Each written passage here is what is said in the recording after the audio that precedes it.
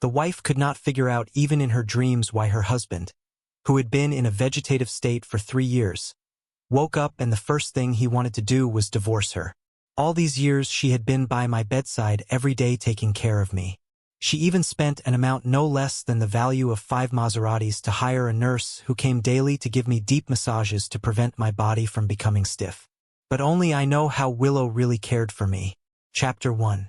Mr. Wang has been in a coma for 3 years now and there has been no sign of recovery. Even the Wang family is advising Miss Liu to give up, but Willow remains as devoted as ever. Miss Liu must truly love Mr. Wang deeply, and they have known each other since childhood. Mr. Wang is so fortunate, receiving such obvious love from Miss Liu since they were young. I heard that Miss Liu has been planning a wedding, wanting to marry Mr. Wang and make their relationship official. Mr. Wang will surely be so touched when he wakes up, right? The nurses' voices gradually faded as they continued chatting outside the ward. However, on the hospital bed, my tears soaked the pillowcase. I said, "System, I am not waking up. Let me return to the mission world." The system replied, "Host, are you out of your mind? You have worked so hard, faced countless dangers, and now you are about to wake up and reunite with Willow." Before it could finish, the system's usual mechanical tone was overtaken by an even greater shock. It stared in disbelief at the naked man and woman on the sofa in the hospital room. It exclaimed, "Host, isn't that your fiancé?" I said, "Yes." I recognized her voice and scent. 6 years ago, the night before our wedding, Willow had suffered a car accident and fell into a coma. I took care of her for 3 whole years. Her injuries were too severe and she grew weaker by the day. I begged the heavens for her to be spared. In the final moments of her life, the system appeared. It told me that if I earned enough points, I could save her. But I could not wait. To save Willow, I did not hesitate to accrue points on credit. When Willow woke up, I became the one in a coma. For these 3 years, in order to repay the massive debt and reunite with her in the present, I threw myself into one SSS plus mission after another, disregarding my life. I endured unimaginable torment, holding on only because of my love for her. But on the day I was finally returning with joy, the fiancé I had been thinking of day and night was entwined in another man's arms at my bedside. Willow, who had been lost in physical pleasure, seemed to sense something. Shuddering, her eyes, once blurry with lust, regained their cold indifference. Without a trace of hesitation, she pushed the man off her and stood up to gather her scattered clothes. Makoto sat on the sofa, fully exposed, his eyes filled with sorrow. He said, "Willow, do we have to keep this a secret forever?" Willow put on her clothes slowly, smoothing out the wrinkles in her dress as if she had not just been coiling around Makoto like a serpent on the sofa. Willow said, "As long as you are with me, you will always be my secret lover. If you are not happy, you can end it any time. My husband's place belongs to George." Makoto's eyes were filled with unshed tears as he pitifully said, "I do not dare ask to be your husband, but as long as I can occupy a small corner of your heart, I will be content." Willow glanced at his well-built muscles, her expression dark, then her cold tone softened with a hint of pity. She said, "We have been together for 3 years. As long as you are good to me, I will not treat you poorly. Once I have given George the heir to the family, I can have a child with you." The system said, "Host, she started keeping a lover right after you left, and it is your brother she is cheating with." I replied, "Willow is not my fiancé and Makoto is not my brother." In the sea of my consciousness, I felt a despair so deep I could hardly bear it. I said, "System, take me away. I do not want to see them anymore." The system, which usually would have been eager for me to spend my life earning points for the main god, now could not bear it. It said, "Host, you do not have to leave the world entirely. You can move far away from them and start a new life somewhere no one knows you." I said, "Willow once loved me with her life, but in the end she fell for Makoto. Soon she will begin to despise me, just like my parents and sister did. No one in this world will ever welcome me. Let me go." With a heart full of despair, the heart monitor let out a loud, piercing alarm. With a beep, Willow shouted, "George." Willow crawled to my bedside, and when she saw my lifeless face, her heart sank. She frantically pressed the call button and screamed at the door, "Help! Someone please." I said, "Willow and the Wang family will never let me go. Only death can free me from them." My consciousness was slipping into oblivion. The system urgently said, "Host, you can withdraw your wish to save Willow. The points you have earned are enough to change your body." I regained a brief moment of clarity. It said, "Host, if you change your identity, Willow and the Wang family will no longer have anything to do with you. You will have a family that truly loves you. Do not be afraid, host." Chapter 2. The light in the resuscitation room did not go out for a long time. Willow clutched several critical illness notices, slumped on the cold corridor floor all night, her entire being lost as if suddenly thrown into an abyss. The surrounding silence was eerie, broken only by the chaotic footsteps of the medical staff and the sound of her own racing heartbeat. Her nerves were stretched to the limit. When she heard that not only had I survived but miraculously woke up, Willow finally burst into tears of joy.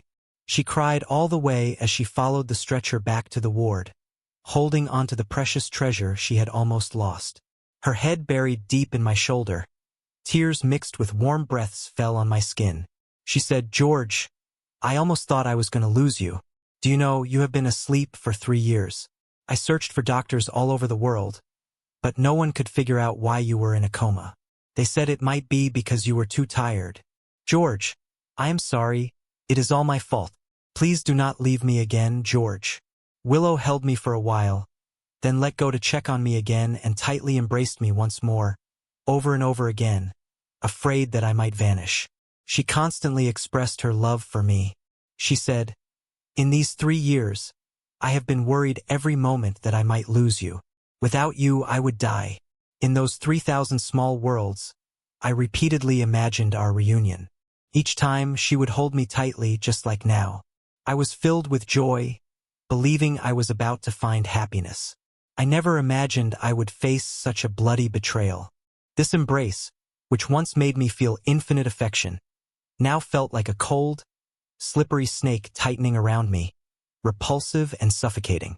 She even smelled of Makoto's cigarette smoke, a scent that brought back the filthy words exchanged between the two of them last night. Dirty. Too dirty. I could not help but push her away, turning to the side to vomit. Willow was frightened, rushing to fetch tea and water, carefully wiping the corner of my mouth, occasionally glancing at me with hesitation, as if she wanted to say something but could not. Finally, she could not resist and asked tentatively, "Did you hear anything last night?" I raised my head and caught the hint of guilt and panic in her eyes. Does she feel fear too? Then why did she choose to seek excitement right by my bedside? Was she sure I would not wake up? Or did she believe I would never leave? The system spoke, "Host, I found it. Chan Group's young master's soul is incomplete, and in half a month he will reincarnate. I have arranged it with the heavenly Tao, and once David dies, you can borrow his body. Chan Group is much stronger than the Wang family. Half a month. In just half a month, I will change identities." I stared directly at the woman in front of me who had already recovered her health. Gone was the emaciated, lifeless figure from 3 years ago. I asked System what will happen to her if I retract my wish. The System replied, "She will return to being a vegetable." I paused for a moment. The System curiously asked, "Host, are you regretting it?" I replied, "I am just sighing." I bound myself to this system and traveled to another world to cure her and live by her side. Now I am taking back the points I owe her, and she will once again become a vegetable, just like 3 years ago, quietly waiting for death. How did we, two people who once loved each other so deeply, end up like this? Tears welled up in my eyes, and I quickly lowered my head, suppressing the urge to cry. The system comforted me, "Host, this was Willow's fate. By the way, the first world's villain chased after you from one world to the next. Honestly, I think she is much more devoted than Willow. At the time, I advised you to consider her, but you were indifferent. Such a pity." After waiting for a long time without receiving a response from me, Willow's heart sank. She could not help but regret her actions from last night, especially the day before I woke up. She thought it could not be, could it? Could not be that I heard something. She thought, George, no matter what, I only recognize you as my husband. Right now, Willow just wanted to hurry up and have the wedding to dispel this inexplicable anxiety. She no longer cared about the formalities of marriage, and with an extremely serious and determined expression, she said, I will go back to the Liu family to prepare.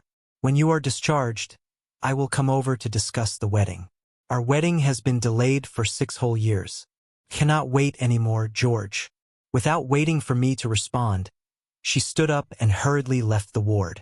Not long after the door closed, my parents hurriedly arrived. Seeing that I was awake, my father breathed a sigh of relief. He said, You are awake, good, good. My heart stirred slightly as I remembered the love my father had shown me before I was 5. I was the first child born into a family full of love and expectations. But then I heard my father muttering, Makoto is 28 years old now. Dragging it on is not a solution. Makoto, Makoto. So it is him again. I forced a bitter smile. What else did they want me to do for Makoto?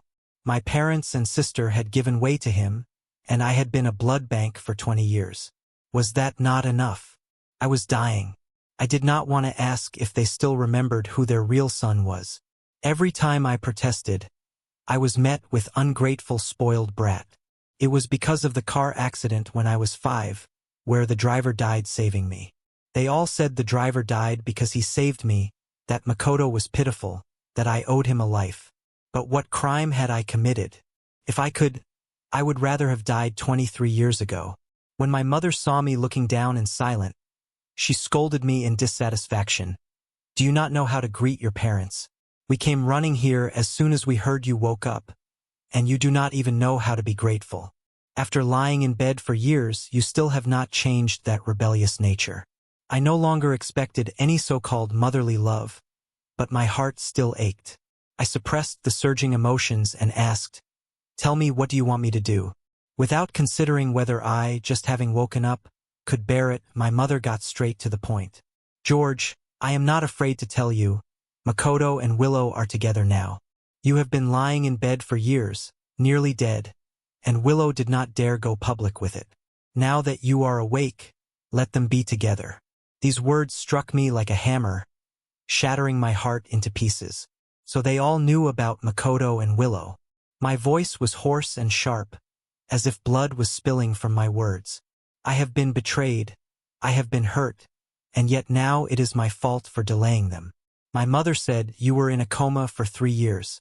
Should they not be allowed to move on after all that time? She looked at me with a disapproving gaze, her eyes full of disappointment. She said, Makoto is not like you. He is not a Wang family child. He is not good enough for Willow, but after losing her, what should he do? He has already wasted so much of his youth on her. George, you cannot be so selfish. In the end, my mother dropped a final bombshell. This is something you owe to Makoto. Chapter 3. I lifted my gaze to look at my so-called parents. I asked, if I die, will I no longer owe him anything? My mother replied, Good. So you are threatening to die to force us, huh? My father, enraged, started to berate me. It has been 3 years. Do you think Willow still likes you? Marrying you was out of goodwill.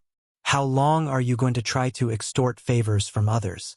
Not a single thing you have done in your life has been worry-free. Why can you not learn a little from Makoto and be as filial and sensible as he is? Unfilial son. I was overwhelmed with sorrow and asked, What do you want me to do to help them? Finally, my mother smiled and said, Your father and I have already found the perfect match for you, the young lady from the Li family in City F. She is willing to marry you. After a few days, you can tell Willow that you are the one who changed your mind, and that will make it easier for her to let go and see Makoto's good qualities. The Li family is no worse than the Liu family. Once you marry Miss Li, you will understand your parents' good intentions. Your parents would never harm you. The system spoke, Host, do not listen to them. The system quickly checked the information and added, The Li family indeed has tremendous power, but Miss Li is mentally unstable. She has killed or crippled 2 of her previous fiancés. The Wang family is envious of the Li family's projects worth billions in the city center and has been trying to arrange a business marriage. The Wang family has always been worried that others will Think they raised Makoto for the purpose of marriage to repay a debt. Now that you have woken up, they want you to marry Miss Li. They saw Mr. Li before coming here and finalized the marriage proposal. I had taken care of Willow for 3 years and then slept for another 3, so I naturally had no idea about the secrets of the Li family. With the power of the Wang family, I did not believe my parents did not know about it. If it were not for the system, I might have cancelled my engagement due to Willow's change of heart and then reluctantly obeyed my parents' orders to marry Miss Li. This was my wonderful father and mother. My father, his face stern, said, "What are you hesitating about?" In City F, besides the Su and Shin families who could compare to the Li family were rare, and Miss Li was also the maternal aunt of the Su family head. And although their relationship had cooled due to her tragic death and the Su family head's coma, the Su family head woke up yesterday. "Do you think the Su family head will not help his uncle?" my mother said gleefully. "You have tied yourself to the Li and Su families. You always say I am biased, but look, I am giving you the best. You ungrateful brat." And when I looked into my mother's eager eyes, I saw no hesitation or concern there, which made me wonder if she was really in such a hurry to push me into the fire. Because in reality Miss Li was crazy and Willow was not any different, and only I knew the twisted and terrifying demon hidden deep inside Willow's heart. And unless I died, there was no escape from these two absurd engagements, so I said to the system that I promised to take back my wish for Willow's recovery, and that in half a month I would borrow another body to reincarnate, that the Chan family was far stronger than the Wang family and I would no longer let these people control me, and the system responded that it understood, and I agreed to my parents' proposal because I did not want to face their endless scolding during the last 15 days, since after this body died the engagement with Willow would naturally be cancelled, and on the day I was discharged I met my long-lost sister Maria.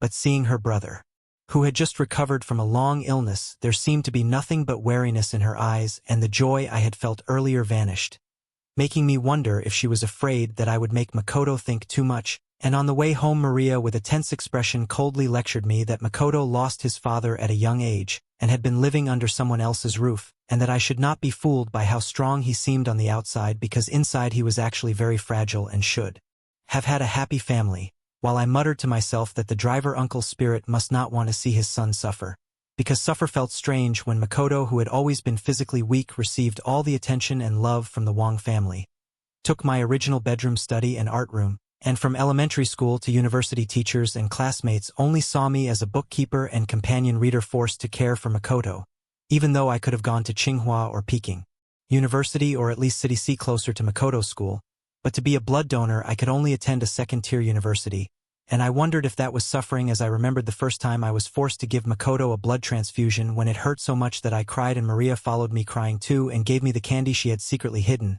telling me, "Brother, do not cry, Maria is here." And that candy should have been sweet but now felt bitter, and although I forced myself not to cry, the tears still rolled down my cheeks as I leaned back and looked out the car window while my dear sister Maria's cold voice said, "Do not bully Makoto." And when we arrived at the Wang family home, Makoto had just come out of the kitchen with a soft and harmless smile and said, "George, to celebrate your discharge from the hospital, I made some dishes, please try them." And I looked at the dining table piled with seafood, fish, shrimp, crab, scallops, all kinds of seafood, while my parents looked on with pride and approval, seeing no problem, and Makoto asked if I was not going to eat and sighed that I still could not accept him and asked if something was wrong with him. And my father suddenly slammed his chopsticks down and angrily scolded that no matter how much I resented Makoto, he was a son of the Wang family and my brother, and that I would eat, and that was that, while my mother shook her head saying I was too willful, and Maria frowned saying Makoto had been busy all day and asked if it was really so hard to take one bite. Even though when I was 3 I was hospitalized and nearly died from a seafood allergy, they had all forgotten.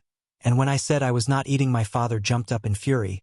But before he could continue, I calmly said I was allergic to seafood and could not eat it, which made him freeze as if finally remembering the terrifying scene from years ago, and Makoto apologized saying he did not know and cried as if greatly wronged, and the guilt on my father's face disappeared as he coldly scolded me for bringing it up and embarrassing Makoto, leaving me helpless and weak as my body wavered, and I said, "Forget it, I am tired," and struggled toward my room, only to open the door and find the guest room turned into a piano room, with my mother explaining I had been in the hospital for years and Makoto wanted to learn the piano, then asking awkwardly if I minded, and when I quietly asked if the room should be returned to me now that I was awake, she snapped that there were other rooms and Makoto never fought with me, and I sighed that he did not need to fight because he had everything, making her stiffen while Maria accused me of making a fuss and targeting Makoto, and I stared at her for a long time, unable to recognize the little sister who once followed me like a shadow, realizing that after 3 years of deep slumber the place I once held had already disappeared. The feelings held in her heart had already been claimed by Makoto. How could I ever repay him for what I owed him? Seeing the sadness in my eyes, Maria softened her tone. She said, "Brother, you're being too biased against Makoto. He means you no harm. I hope you two can get along well. Since you woke up so suddenly, we'll prepare another room for you." I nodded silently, not rebutting.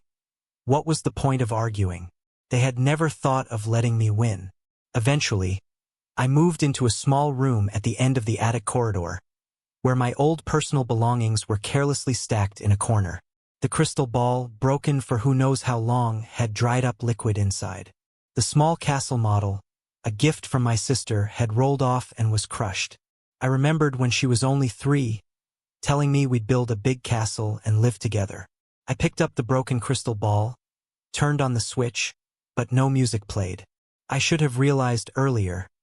23 years ago, this home was no longer mine. In the corner, many things I had once cherished, symbols of family bonds and love, were now discarded. They had all moved on while I remained stuck in the past. It was time to let go. I found a burlap sack, started putting everything inside, and dragged them to the yard. I brought over an iron barrel, tossed in some of the more flammable items, and set them on fire. The smell of burning reached my father, who rushed out, jumping up and down in fury. He yelled, "It's just a change of room, and you're setting a fire? You're deliberately humiliating the Wang family." My mother couldn't believe it. "George, how did you turn into this?" I ignored them mechanically, continuing to throw things into the barrel. Maria came up, grabbed my hand, and said, "George, do you really want to make a scene like this?" Just then, Willow arrived with a car full of gifts for the marriage proposal. As she stepped out of the car, she saw the iron barrel burning fiercely. Her gaze finally landed on the plush toy I was holding. "George, this is the gift I gave you. You used to sleep with it. You're going to burn it." I stared blankly at the dirty rabbit plush. I wasn't sure if I was talking about the toy or her. "It's dirty," I said. The plush toy had been discarded for too long.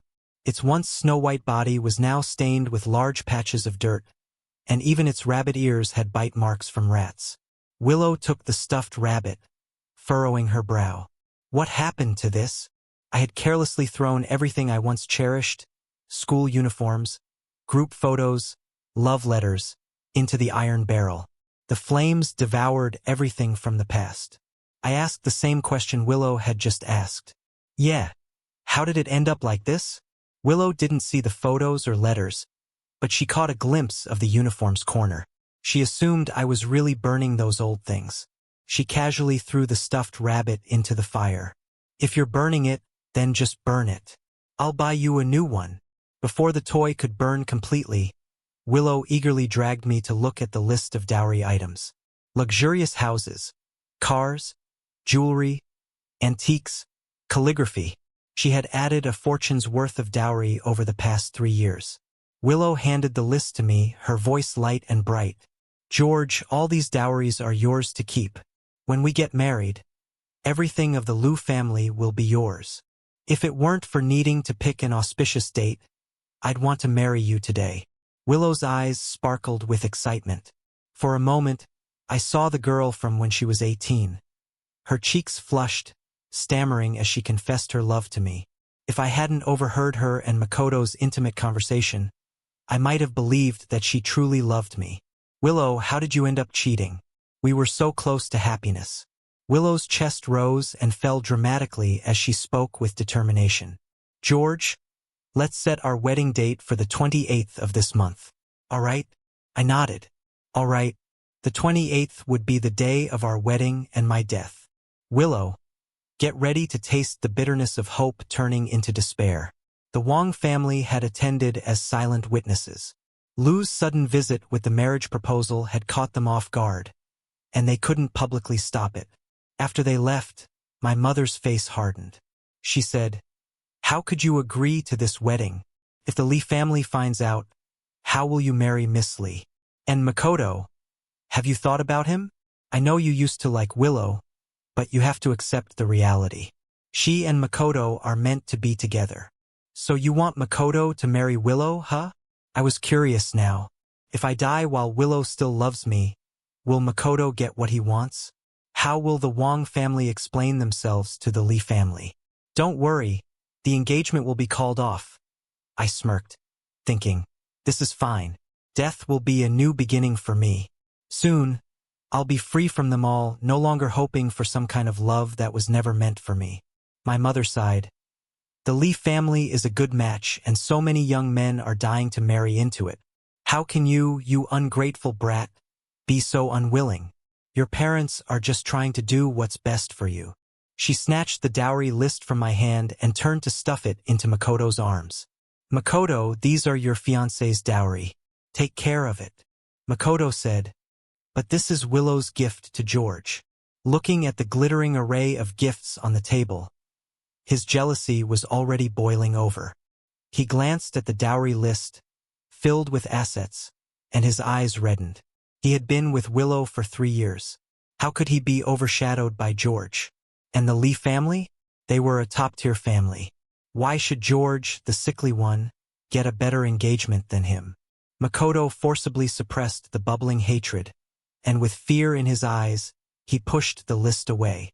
"Mom, Makoto doesn't dare compete with George. Please let George have it. Makoto has wronged George. Please don't hate me, George." My mother sighed again. "You silly boy. It's you who has suffered." Her gaze softened as she patted the head of her adopted son, a deep sense of emotion stirring in her heart. "If only George could be half as understanding as you." Later that night, I went downstairs to get some water. Passing by the second-floor landing, I saw Makoto standing on the small balcony in the distance. I pretended not to see him, but Makoto walked up to me, a mocking smirk on his handsome face. "George, what's wrong? Can't sleep because the dowry list ended up in my hands? Your father, mother, sister, and Willow, they should be the ones who love you most, but look who still cares about you now. George, you're such a failure." I looked at his bloodshot eyes and replied, "Isn't it you who can't sleep? Is it because Willow wants to marry someone else and not you?" Makoto's face contorted with rage at being struck where it hurt. I weakly gripped the handrail, but every word I spoke hit hard. "Taking advantage of a sick adopted brother crawling into your future sister-in-law's bed, debasing yourself and disregarding morals. You should be the one who feels ashamed." Makoto gritted his teeth, growling, "What's there to be proud of? So what if you're the biological child of the Wang family? They're all on my side, trying to make you break up with Willow." Suddenly, he gave a cruel smile, his eyes gleaming with a sense of triumph. "The night before you woke up, Willow begged me for it 3 times right by your sickbed. My body drove her wild with desire. Willow's betrayal didn't spark any anger or sadness in me. I stared at him coldly, my eyes as calm as still water. Makoto, you're pathetic. Not able to provoke me, Makoto finally snapped. He shouted, George, how dare you still act so high and mighty? Don't forget, you owe me your life. The demonic malice that had been suppressed in my heart for years broke free. Makoto suddenly shoved me with all his strength. Die! The moment I heard his words, I sensed something was wrong.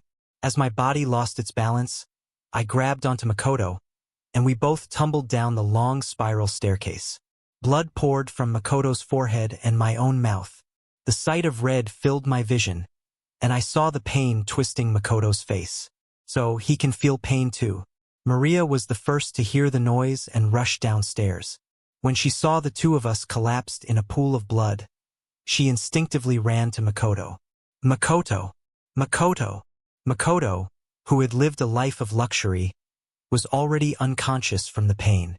Maria quickly glanced at me, still conscious, and ordered the bodyguards to carry Makoto to the car. George, Makoto's head was injured. His condition is critical. I have to take him to the hospital. Without another word, she turned and walked out with hurried steps. The The system notified me, "Host, you have multiple fractures and internal injuries. Even without changing your identity, you won't survive much longer." I barely managed a faint smile, murmuring before I lost consciousness. No wonder it hurt so much. It was the butler who eventually rushed me to the hospital for emergency treatment. Less than a day after being discharged, I was back in the operating room.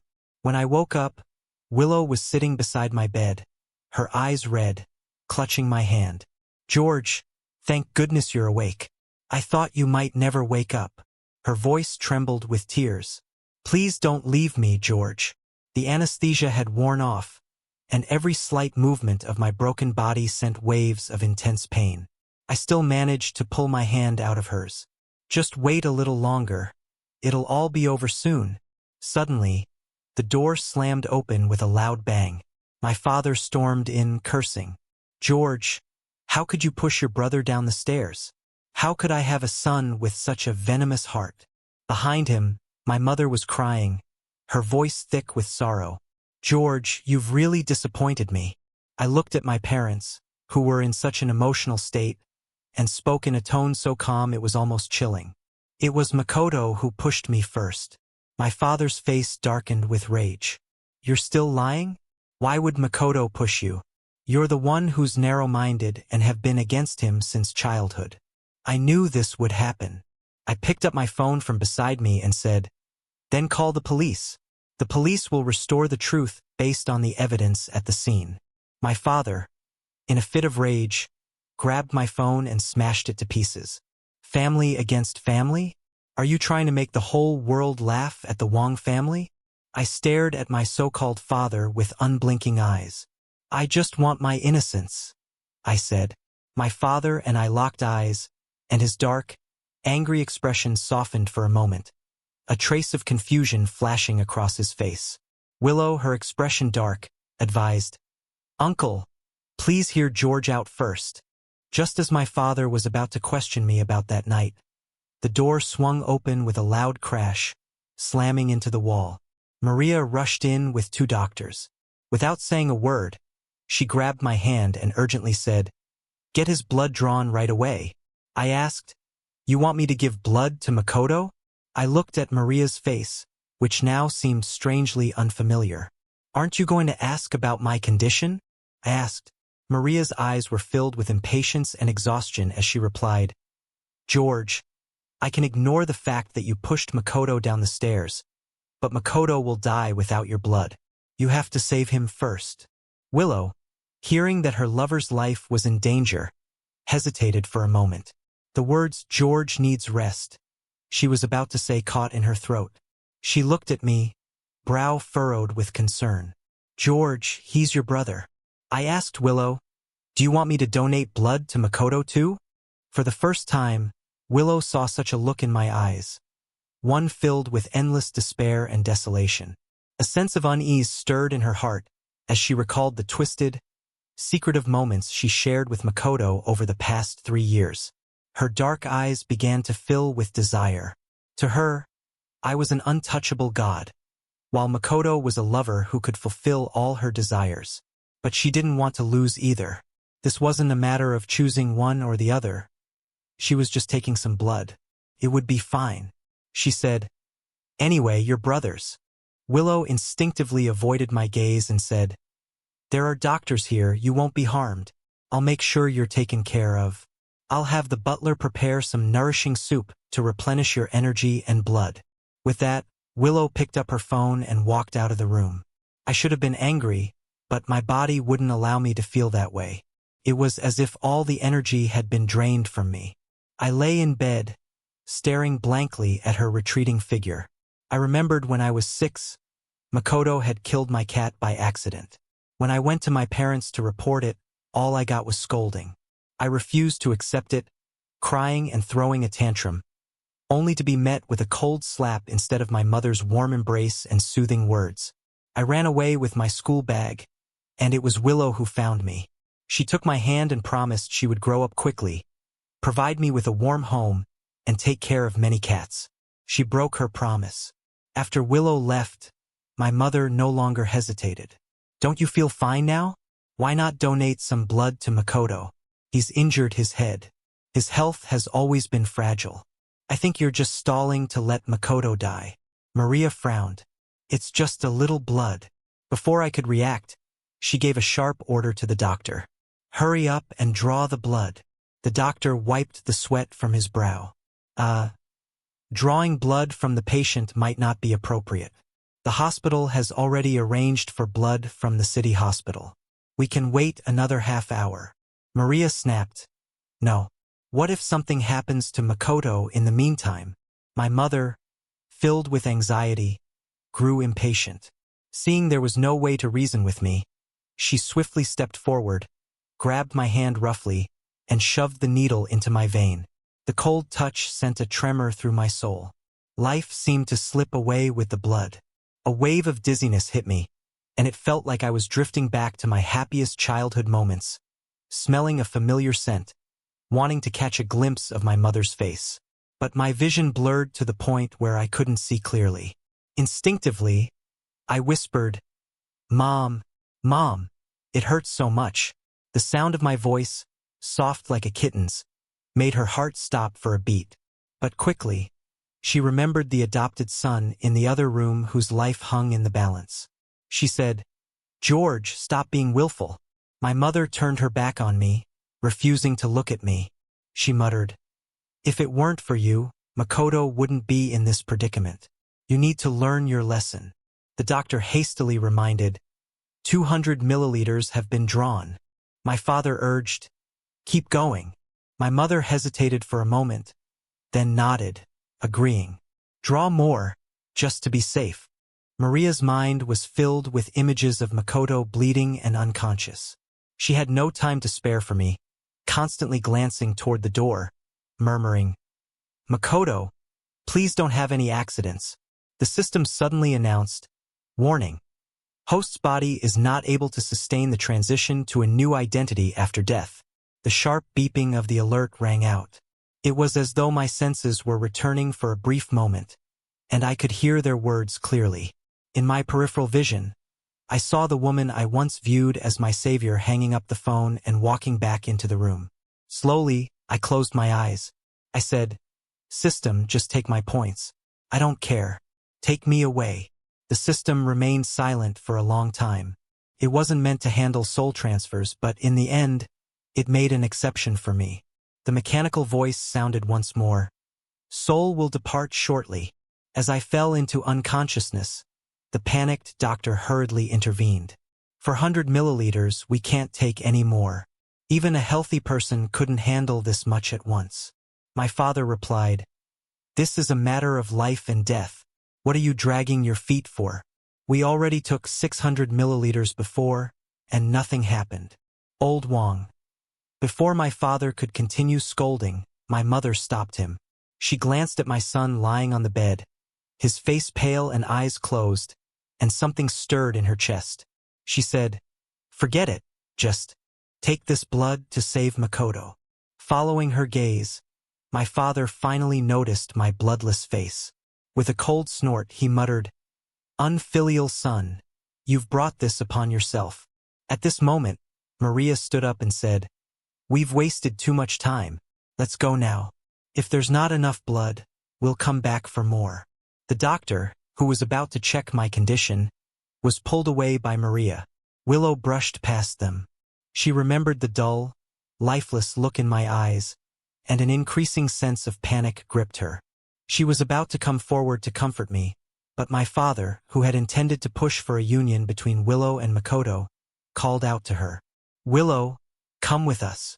Willow glanced at the bed. My head turned slowly to the side, the sunlight filtering through my yellowed hair, revealing pale, translucent skin beneath. I looked so weak, so colorless. It seemed like I might vanish in the next moment. A tightness gripped Willow's chest, and she stepped forward. My mother, who was about to leave the room, turned around when she noticed Willow had not followed. She said, "Let George rest." Willow, thinking of her lover's uncertain fate and the 3 years she had spent with Makoto unconditionally, accompanying him without name or recognition, felt a pang of guilt. She turned on her heel. Overcome with inexplicable unease, she didn't dare face me directly. She said, "George, I'll go check on your brother." In the blink of an eye, the room fell silent. I spoke. "They didn't even realize I'm dead." My soul drifted in the air, gazing forlornly at the lonely body below. The system responded, "Host, it's not their lack of love for you that hurts. What truly wounds you is the unrealistic hopes and expectations you still hold." The system guided my soul to the operating room door, where the Wang family's faces were filled with true concern and urgency. No one paid any attention to the severely injured me, who had lost hundreds of milliliters of blood. The system said, "Host, let go of your hopes." I turned my gaze away and stared directly at the door, seeing inside where Makoto, who should have been on the brink of death, was now flushed with color, his eyes gleaming with satisfaction. I couldn't help but let out a bitter smile. If only the Wang family and Willow had used a little bit of their minds, they could have easily seen through Makoto's clumsy lie. But sadly, when you care, you become blind. "Goodbye, Mom, Dad, Maria. Goodbye, Willow." I took one last look at my former parents, sister, and lover. In the future, I would become my own closest and dearest, loving myself 1,000 times over. Farewell. It was the system that was truly infuriated by the scene inside the operating room. It said, "On the day the host woke up, Maria installed surveillance cameras on the corridors and staircases of every floor of the Wang house. The system can hack into major social platforms and expose the footage. Maria had probably installed the cameras because she feared I would harm Makoto, but in the end, it had captured Makoto's crimes. I found it all absurd. Sleepiness washed over me, and though I still had time before I could borrow someone else's body, my remaining points were insufficient to keep my soul clear. I slowly fell into dormancy. Before I fell asleep, I gazed at the system that had accompanied me through countless lives, feeling a bittersweet gratitude. I said, "Thank you, system." In the end, the system sought justice for me. I suppose I wasn't that miserable after all. Chapter 9. The moment George fell into complete slumber, Willow seemed to sense something, as though something crucial had been violently ripped from her life. She frantically looked into the emptiness. She cried out, "Don't go." Maria, with a complicated expression, tried to reassure her. "Makoto will be fine." Willow opened her mouth, but no words came out. Not long after, Willow and the Wang family's phones began ringing incessantly. They soon discovered that the Wang family's surveillance footage had leaked and was trending on social media. Confused, Willow opened the video sent by Liu's mother. Makoto's voice came through clearly. He said, "George, what's the matter? The dowry list ended up in my hands, and now you can't sleep." Willow murmured, "Dowry?" Her tone shifted from calm to cold. The Wang family didn't have time to address her. They were staring at the screen in shock. In the dim footage, Makoto's eyes gleaming with malice were especially unsettling. Wang's mother took a step back and said, "Is this Makoto?" The video kept playing, and Makoto spoke again, saying, "The night before you woke up, Willow clung to me by the bedside and had me 3 times. My body made her lose her mind," and Willow screamed Makoto as she no longer cared to ask why her dowry had ended up in Makoto's hands. But an overwhelming sense of terror almost consumed her. How dare he? And Maria, who had long known about the affair between Makoto and Willow, felt her heart ache. Hearing him say it so plainly, yet Willow's reaction chilled her even more as Maria said, "Sister Willow, Makoto likes you so much. If it weren't for you." And at that moment the screen showed Makoto violently shoving George, cursing die, and Maria's eyes widened as she saw George in the instant of falling drag Makoto down the stairs with him, her face turning pale as she collapsed onto a bench in the hospital corridor, wondering how Makoto could do this to her brother, having personally installed the surveillance cameras but never watched the footage, assuming it was George who pushed Makoto, pulling at her hair in anguish, muttering to herself, "Why did this happen?" Makoto has always been kind and gentle, while Wang's father, staring at the scathing comments online, grew darker and darker until in a fit of rage he shouted it must have been George who leaked the video. He's completely ruined the Wang family's reputation, unfilial son, and stormed toward the hospital room. Just as he reached the door, the doctor ran out looking like he had seen a ghost, bumping into them and in a panic shouting, "Mr. Wang, Miss Liu, it's bad. Mr. Wang has passed away." What did you say? And Willow's eyes turned bloodshot with a terrifying fury as she grabbed the doctor by the collar demanding who died. He just woke up. The doctor, near tears, said, Mr. Wang, he's really gone. And my mother, who had just caught up, heard the news and nearly collapsed. Wang's father swiftly supporting his wife, Wang's mother gripping his hand tightly, her lips white as paper, muttering gone. While Wang's father's face turned ashen as he snapped, he's had over 20 years of blood drawn from him. How could he just die so easily? His anger flaring as he shouted at the doctor, how much did George pay you? How dare you help him lie to his parents? Are you trying to avoid my investigation into this family scandal, unfilial child? The doctor, trembling after Willow threw him to the ground, hesitated, unsure what to say. This being a private hospital owned by the Wang family with some things he wasn't supposed to question. He said Mr. Wang had lost too much blood.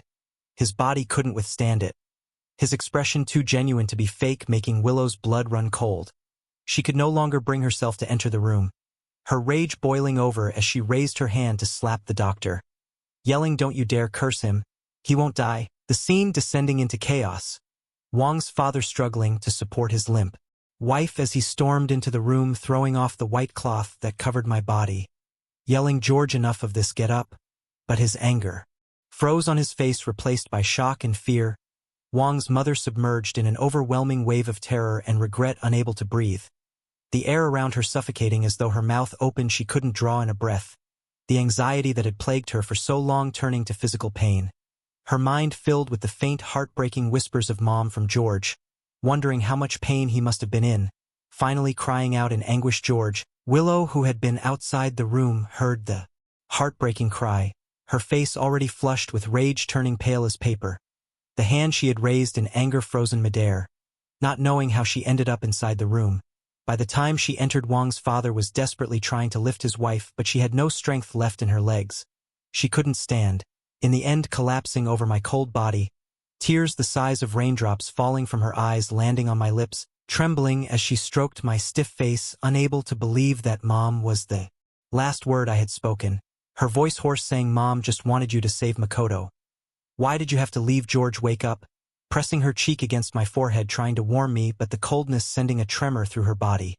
With tears in her eyes, saying, I'll never scold you again. Please don't scare your mother, George, having sworn to give her son the best of everything in life, but somewhere along the way feeling that her son didn't understand, that he wasn't as considerate as the adopted son, withholding even the smallest affection. Even in the last days when George was awake, only giving him endless scolding, and now her son was dead. The unbearable memories becoming sharp shards tearing through her body, dragging her down into a pit of guilt. She remembered how George had been when he was born, small, soft, quietly lying in her arms, filling her heart with joy and love. She had promised to protect him, but now he had gone ahead of her, and she had been the one to insert that deadly needle into his veins. Choking on her words, she whispered, What have I done to you, George? Willow stared blankly at the cold body on the bed, and in the midst of her heart-wrenching cries, her knees crashed to the floor, her heart feeling like it was being squeezed by an invisible hand. The pain so intense she wished she could die right then and there. George, she crawled toward the bed, but the distance seemed insurmountable, reaching out to touch him, only her fingers meeting the ice-cold tips of his. This was not the warmth of a living person, grief obliterating her completely. She sobbed, You're just joking with me, right, George? How could you leave me? Without you I'll die, George. We were about to get married. At the door of the room, Maria had finally prepared herself to apologize to her brother Makoto and ask him why he had leaked the video, even thinking of having him admit at the press conference that it was all a prank. But the scene before her left her stunned, her head spinning. Her brother had died. Maria dazedly walked to the bedside, but before she could even see her brother's face, Willow, like a frenzied beast, jumped up and grabbed her, yelling, It's your fault he died, slapping Maria's face repeatedly, accusing her, You drained George's blood. Maria, her teeth knocked out by the blows, glared at Willow, her eyes bloodshot, her pain and regret turning into overwhelming hatred, shouting, You killed my brother. If it weren't for your affair with Makoto, my brother wouldn't have died. You shameless troublemaker. You're the one who drove the brothers apart. Shut up. Willow lost all reason, and they struggled fiercely, both determined to harm the other. not stopping until Makoto's attending physician arrived to intervene, looking at the bruised and battered women and instinctively swallowing, saying Makoto still needs more blood. Willow staggered to her feet and limped toward the doctor, beaten to a pulp by Maria, crimson blood hanging from the corner of her mouth making her look like a vengeful demon. She asked, "Does he still need blood?" The doctor trembling, "Makoto has aplastic anemia," and he bumped his head again. "Naturally, he still needs more blood transfusions." Willow asked again, "How much blood does he need to survive? Are you trying to kill George? George is already dead. Will you not even leave the dead in peace?"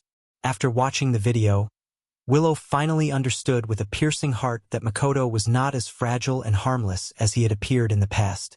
And for such a cunning and ruthless man, she had betrayed George. The doctor figured out the cause and effect, shivering in fear, saying, "I wouldn't dare let Mr. Wang give blood. Mr. Wang is already seriously injured, his throat filling with a metallic taste." The doctor had advised against letting the patient donate blood, but she had insisted, ignoring his pleas, extinguishing the last spark of light in his eyes. He had still had a chance to be saved, but she had abandoned him to visit Makoto. She had killed her beloved with her own hands. He had died alone right there. Willow clutched her aching chest and coughed up a mouthful of blood. Mrs. Wang screamed, "Come back. Yes, come back." Her mind in disarray after seeing Willow spit blood, recalling her son's words, shoving her husband aside and running out of the room. At this moment, Willow felt only hatred for Makoto, the unbearable sorrow almost making her collapse, leaning against the wall following Mrs. Wang as they rushed toward the operating room. With the boss's orders, the operating room door opened easily. Makoto, lying on the operating table, had already heard the commotion outside and was pretending to be unconscious. Mrs. Wang saw the blood bag almost drained and rushed over, ripping at the needle, its tip tearing through Makoto's skin, blood pouring out like a venomous snake's tongue twisting and curling. She shouted, "This is George's blood. Give it back." Her long nails digging into Makoto's wound, sending agonizing pain through his body. Makoto endured the pain without letting his expression become too grotesque, pretending to wake up casually, looking around in confusion and asking, "Where am I?" Makoto, Willow saw it clearly now, wasn't at death's door without the blood transfusion. He was confident that the Wang family would insist on giving George's blood even if it didn't cost George's life. His goal was to make George disappointed in her and the Wang family. Willow shouted, "It's you killed George?" Makoto trembled. "What? How could George?" His lips twitched as he almost broke into a smile in his excitement, quickly lowering his head to feign surprise and sorrow. Even though George pushed me down the stairs, I never blamed him. Who would have thought that George would end up hurting himself and leaving so suddenly? Now that George is gone, we should forget the past. From now on, I'll take care of your parents, sister, and Willow in George's place. George, wherever he is now, must be wishing for us to be well." Contrary to what Makoto had expected, Willow stepped forward and slapped him off the bed. She cursed, "Take his place? Do you even deserve that?" Makoto crashed to the floor, stunned, clutching his swollen cheek, and looked up at the woman who had once been his lover, the one he had spent countless nights with. Makoto said, "Can't you let go of George? He's dead." Makoto pounded his chest, crying out, "Why can't I compare to George? Even after he's dead, you still can't see me. I'm the one who truly loves you." Willow laughed cruelly and said, "Love? You're just a bed warmer. How dare you talk about love?" Makoto gave a bitter smile and asked, "To you, I'm just a bed warmer?" "Willow, yes, I'm shameless. But it's because I love you so much that I threw everything away. And your saintly George, as soon as he wakes up, he can't wait to push me down the stairs and get rid of me. In your heart, there's only him." Willow couldn't believe how shamelessly he was lying through his teeth. She opened the video and threw it at him, through gritted teeth, saying, "All these years you've been distorting the truth and slandering George, haven't you? Watch this carefully. It was you who pushed George down the stairs." Makoto's resentment and grievances were shattered by the images on the video, leaving only shock and panic. When did they install cameras at the stairs? He instinctively looked at Mrs. Wang, who had always doted on him. Mrs. Wang, crazed, clutched the empty blood bag and screamed, It's gone. George, they're all murderers. They'll pay for this. She looked at Makoto preparing to draw blood and said, "Give it back, you need to give it back." Makoto dodged, his heart sinking. "I can die but not because of him," Willow said. "Call the police." Willow no longer wanted to witness this farce. She was about to call the police and have Makoto sent to prison. Mr. Wang rushed to stop her. "No, we can't avoid responsibility for the blood transfusion. We'll all end up in prison." Willow refused. "I don't care about that." She grabbed her phone back. Mr. Wang threw caution to the wind, saying, "I promised to let George marry Miss Li. Makoto killed George, so he should go to the Li family and atone for his sins. You know, even your Liu family is no match for the Li family." Willow's blood ran cold, and she said, "George is my fiancé. Did you ask for my opinion before deciding for him to marry Alicia? How dare you suggest George marry that lunatic?" Willow, as the head of the Liu family, was well aware of the secrets the Li family had tried to hide. She said, "Alicia Li has killed or severely injured 2 of her fiancés. You want George to marry her?" Mr. Wang's face turned red with anger as he argued, "Even if Alicia is crazy, at least she won't cuckold George." Willow's face darkened with rage. But the truth was she had indeed betrayed George. She couldn't deny it. Mrs. Wang spoke up, "You told me Alicia is the only daughter of the Li family. If George marries her, he'll become the head of the Li family one day." Mrs. Wang, hearing their conversation, felt a chill run down her spine.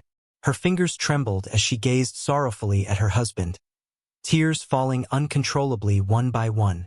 She said, "How could you lie to me?" Mr. Wang hurried to explain, "I didn't lie to you. Mr. Li promised George that he wouldn't have to marry Miss Li. The Li family just wants to find a father for the heir, someone to carry on the family name. As long as Alicia Li has a test tube baby, the entire Li family will belong to George." Mrs. Wang screamed, "You want our son to be a tool? You'll ruin his life." Her son's lifeless body flashed before her eyes again, and she covered her face weeping. She said, "My child will never have a future. You can't sell your son anymore." Mr. Wang's face grew pale, his tiger-like eyes glaring at Makoto. He said, "You killed George, go to the Li family and atone for your sins." Maria, sweating nervously, interjected, "Dad, you've already wronged George. Do you still want to hurt Makoto? How can Makoto marry a crazy woman?" Makoto crawled in front of Mr. Wang pitifully, clutching his pants and begging, "Dad, I'm your son, the one you've cared for over 20 years. I don't want to marry Miss Li. Please, I beg you." Mr. Wang mercilessly yanked his leg back, his face dark with anger. "Marry? How dare you even think of marrying her? You're just a plaything for Miss Li." Makoto's face turned ashen. He couldn't imagine the torment and humiliation he would face from a mentally unstable woman. He had spent over 20 years as a pampered heir enjoying luxury and indulgence. How could he become the tool of a lunatic's revenge? So he said, "Willow, for the sake of the 3 years we spent together, please help me out. I'll be killed by Alicia." Willow's eyes remained cold, sharp as knives. Her voice was icy. "If you want to take George's place so badly, then suffer for it. Him." The Liu family could easily bribe the Li family to provoke Alicia to push Makoto to the brink of despair. She said, "Makoto, I won't make it easy for you." An indescribable fear spread through Makoto's body, and even his bones felt cold. He whispered to himself, "How could this happen? It shouldn't be like this. George is dead. I'm the only heir to the Wang family now, and I will be the head of both the Liu and Wang families. How can I be with a mad woman? I don't want this." Willow didn't care for Makoto's protests. Whether or not he went to the Li family was no longer up to him. After dealing with the cause of George's death, the sorrow and regret once again latched onto Willow, haunting her soul, gnawing at her, refusing to let go. She returned to the hospital and forcefully took George's body back to the Liu family estate. When Mrs. Wang couldn't bear to be separated from her son, she broke into the room and tried to snatch him away. Willow declared George was her husband and locked herself in the room, lying in bed beside the corpse. In the end, Liu mother, returning from abroad, broke down the door and had Willow knocked unconscious. The decaying body was sent to the crematorium. When Willow woke up, she demanded the ashes. As the Wang and Liu families clashed, the rumors outside grew louder. Willow was accused of having an affair with her fiancé's adopted brother, causing her perfect wife image to crumble. It was especially rumored that George had taken care of her for 3 years, and it was likely that the exhaustion led to his coma. Willow's affair sparked public outrage, and she was flooded with hate online. Willow didn't care about her reputation. She fought for George's ashes. Eventually, both families compromised, and George's ashes were buried in a public cemetery. The two families continued to argue over whether the tombstone should say, "Beloved husband," or "Loving son." Once the body was dealt with, Willow stormed into the Wang house to retrieve George's belongings, but much of it had been destroyed. She found nothing in George's personal belongings that reminded her of the life they had shared. George had known all along that she had cheated. In the middle of the yard, she could still see the remnants of the ashes. The dirty words he had said echoed in her mind until they became arrows piercing her chest. Willow felt an intense pain and curled up on the ground, but the discomfort wouldn't go away. She murmured, "George." Mrs. Wang said, "Willow, look at this." Mrs. Wang approached her. Having been the wife of a wealthy family for half her life, her once glossy black hair had now turned almost entirely white in just a few days. Her eyes were hollow, her face etched with deep lines showing the toll of her grief. Willow, disheveled, looked up at Mrs. Wang's hand. She felt a premonition in her heart, her pulse racing. She trembled as she took the letter. It was indeed written by George. She opened it, finding only a few short sentences. "Mom, Dad, Maria, when I die you won't owe Makoto anything anymore. Willow, we're done. What's not mine, I don't want anymore." The letter, though light as paper, felt like a 1,000-ton boulder pressing heavily on Willow's chest until it threatened to crush her. Willow collapsed to the ground, crying out in excruciating pain. George, but he would never respond again. She was forced to painfully realize that from the moment she chose to betray him, she was destined to lose him. He had already cast her aside. Willow covered her face, unleashing a wild animalistic wail. George, Mrs. Wang, wordlessly bending down, took the letter and turned to leave the room.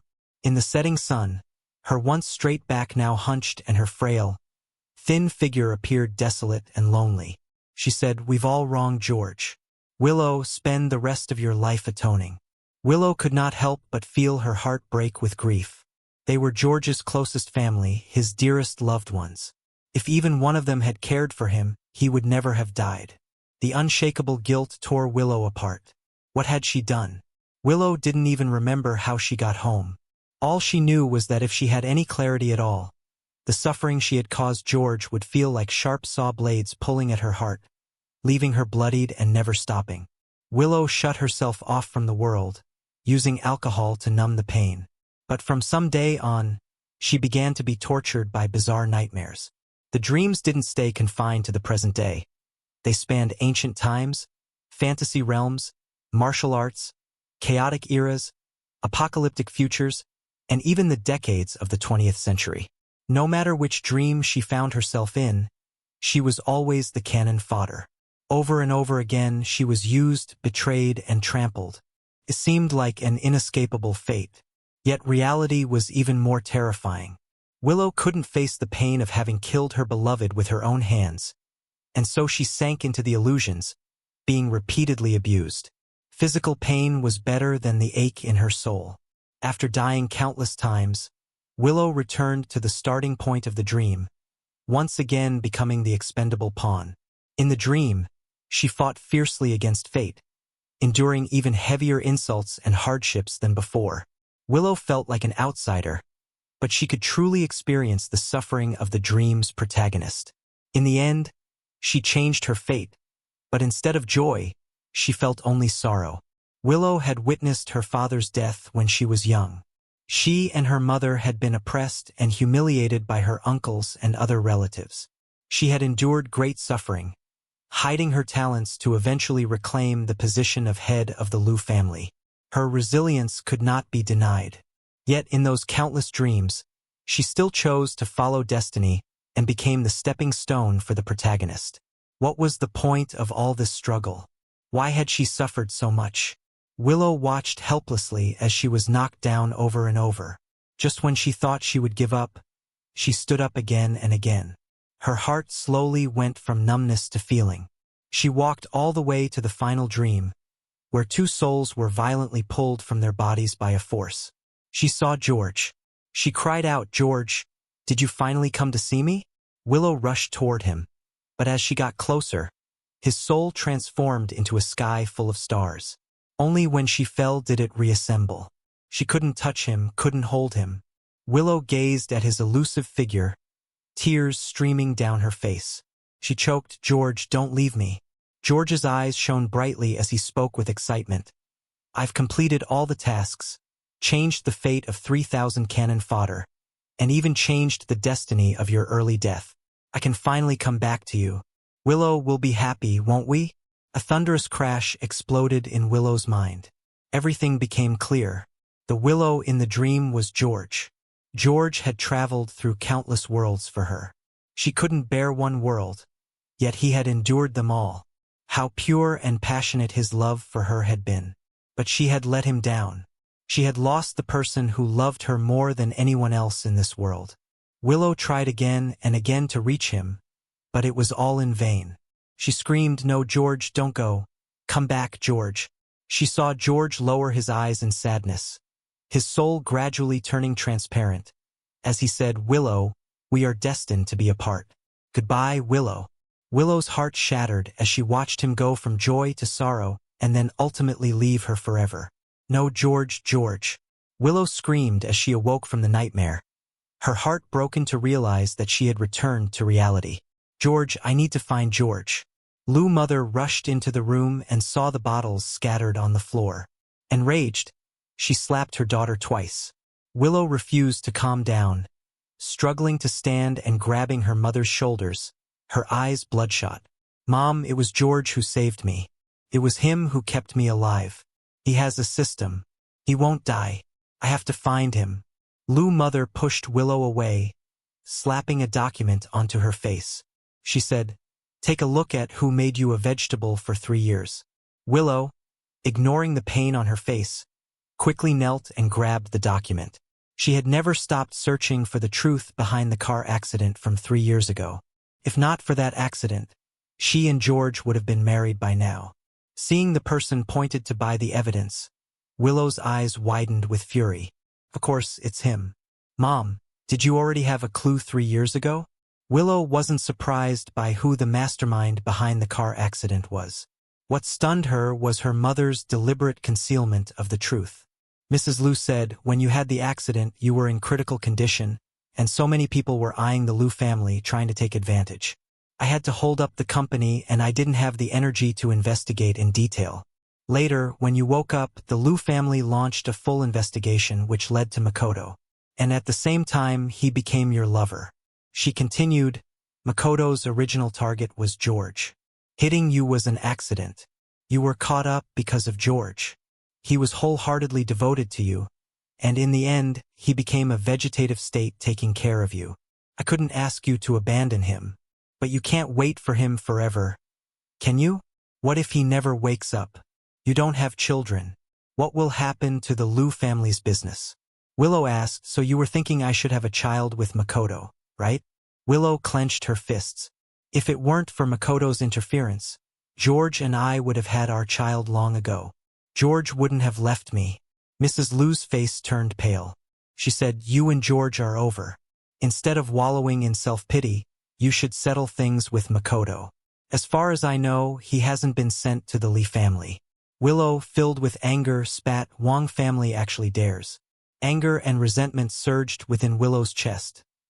Makoto killed George. The Wang family ruthlessly forced their own son to marry Alicia, yet they couldn't bear to part with Makoto, their adopted son. Willow immediately drove to the Wang family to confront them. The result was Maria was pregnant. Pregnant.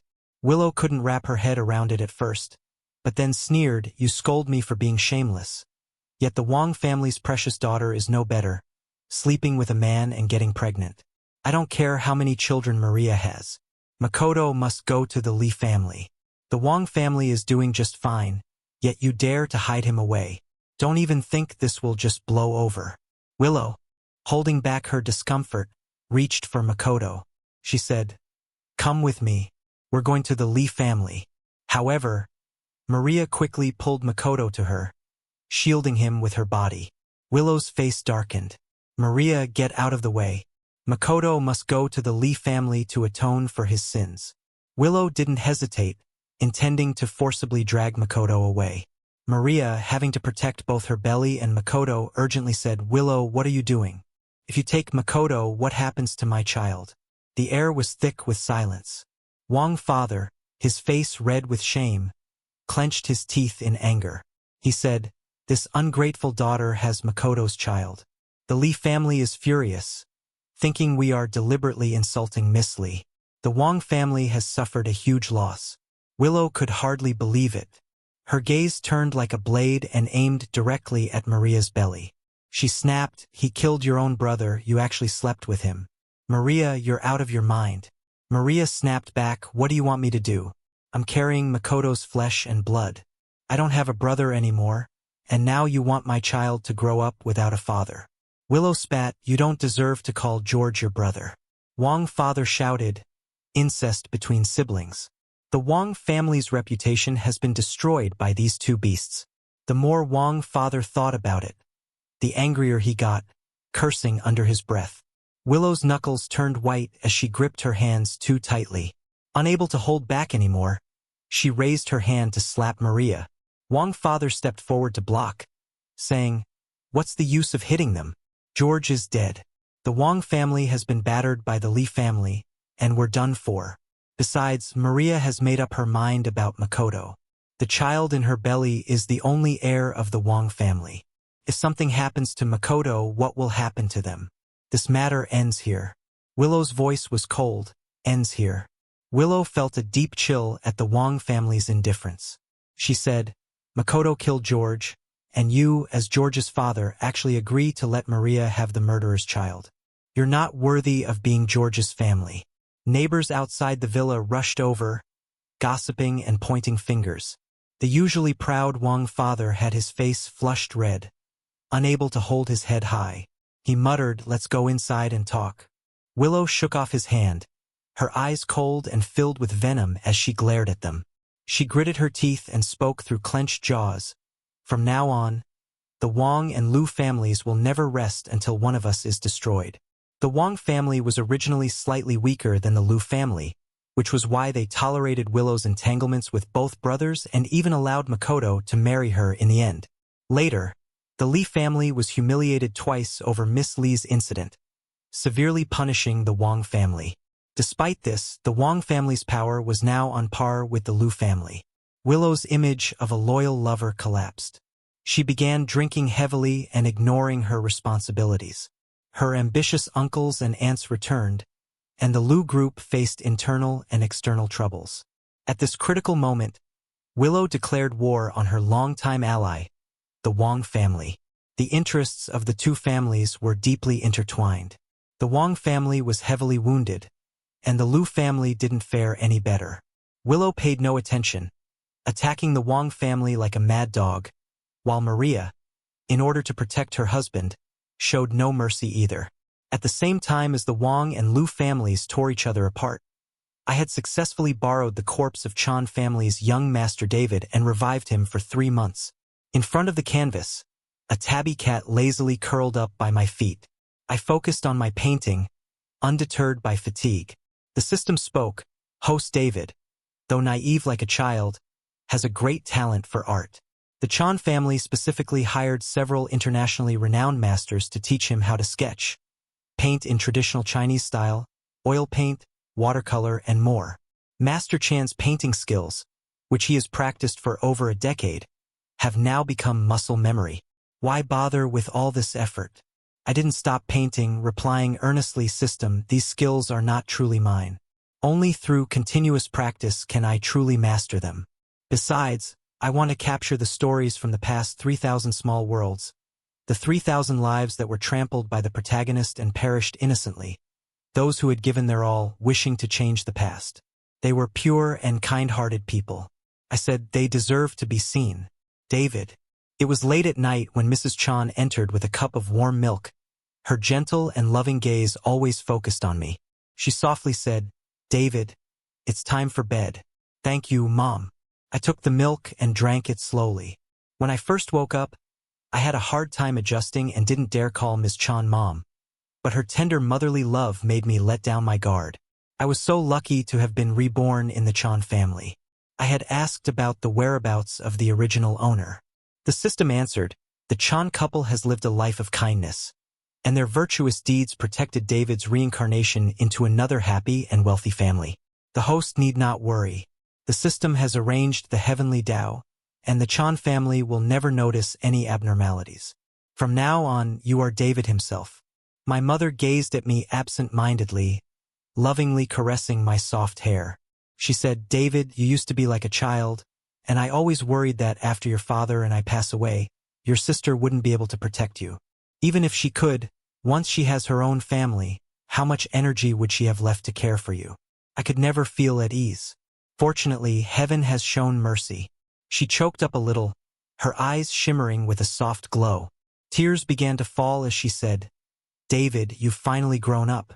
Even if I'm no longer around, I won't have to worry about you being bullied anymore."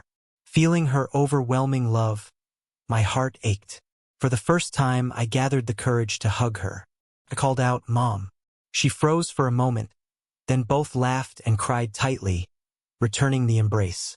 "David, my child, I finally waited for this day." Outside the door, my father and sister rushed in after hearing the noise. My father, eyes red, stepped forward and wrapped his arms around my mother, saying, all right, it's a good thing David is recovering. Don't cry so much." But my mother cried even harder. "I just feel so sorry for David. Our David doesn't know how many people used to mock him as a fool, just like Miss Liu from the Li family. The Li family is ruthless, and yet people still say Alicia is crazy." My father wiped the tears off my mother's face tenderly. He comforted her, "It's all right. Our David is getting better. If anyone dares call him a fool again, I'll never forgive them." My sister walked in with a smile. She said, "Since my brother's better now, let's take him out for a walk. Let everyone see my brother is not a fool." "You..." My mother lightly slapped my sister on the shoulder. "What do you mean take him for a walk? Your brother isn't a donkey or a horse." My sister quickly acted cute and apologized. "Mom, I'm sorry. I meant to take my brother out and amaze everyone." She grabbed my mother's hand, her face full of pride. "Mom, you have no idea." After the board of directors saw my brother's paintings, they were absolutely stunned. They rushed me to buy the copyrights right away. They've all decided to publish the comics and distribute them. They're sure it'll be a huge hit. If they find out the author is my brother, they'll be terrified, won't they? Hearing this, my mother wiped her tears from the corners of her eyes. She said, "My David has finally had his hard times come to an end." The scene before me stirred my heart deeply. I had already given up on expecting familial love, but now I realized how wonderful it felt to be cared for. I made up my mind. I would protect the Chan family on behalf of the original owner. No one would harm my family, not even a bit. My mother said, "Recently there have been some auctions and concerts, but they're too small in scale." She began worrying about my first appearance in the social scene after my recovery, saying, "Sai, we didn't even have time to get you a proper suit." My father thought of something and said, "Next month is the Su family's patriarch's 80th birthday. Celebrities from all over F-City will attend. How about we take David there?" My mother clapped her hands and smiled. "Sure. That way, everyone will know David is fully recovered." Speaking of which, it's quite a coincidence. The head of the Su family, Anna Su, also woke up suddenly 3 months ago. She woke up not long after David. Upon hearing this familiar name, I couldn't help but be struck with realization. The first world's awakening villain NPC, who later appeared in every world in different forms, always carried the name Anna. Was this a coincidence? Willow burst into the study where the nearly 60-year-old Liu mother was frantically trying to clean up the mess her daughter had left behind, desperately attempting to save the Liu family from collapse. Seeing her irresponsible daughter, she was enraged and snapped. "I told you the truth about the car accident to give you something to do, not to make you an enemy of the Wang family. Are you trying to drag the whole Liu family down with you?" Willow ignored her, urgently handing a book to her mother and urging, "Mom, you have to tell me who the author of this comic is. Where is he?" The Liu family owned a large-scale comic platform, which was one of their main industries.